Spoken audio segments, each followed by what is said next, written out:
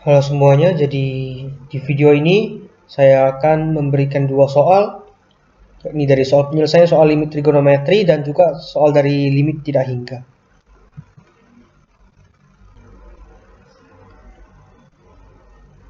Nah, untuk soal yang pertama adalah soal limit trigonometri. Jadi yang pertama itu limit dari x menuju 0 dari negatif x kuadrat per 1 dikurang cos x. Jadi di sini kita bisa kalikan kedua ruas dengan 1 ditambah cos x. Jadi akan terlihat seperti ini. Untuk di bagian penyebut, kita dapat kalikan untuk menghasilkan 1 dikurang cos kuadrat X. Dan 1 dikurang cos kuadrat X sama saja dengan sin kuadrat X. Nah, di sini kita akan bermain sifat.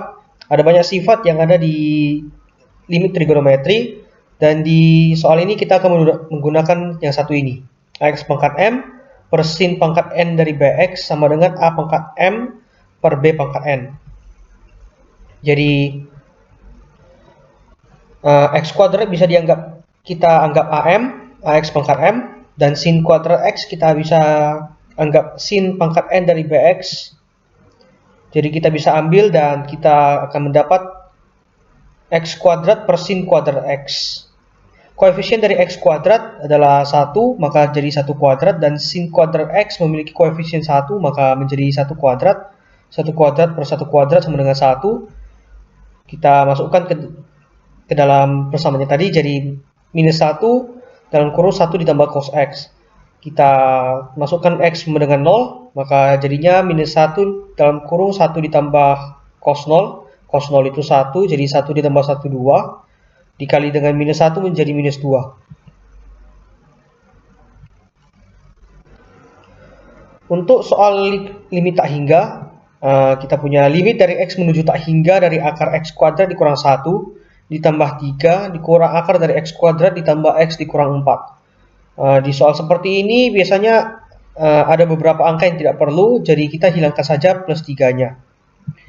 Nah, kita menggunakan sifat akar dari ax pangkat m ditambah bx ditambah c dikurang akar dari px pangkat n ditambah qx ditambah r.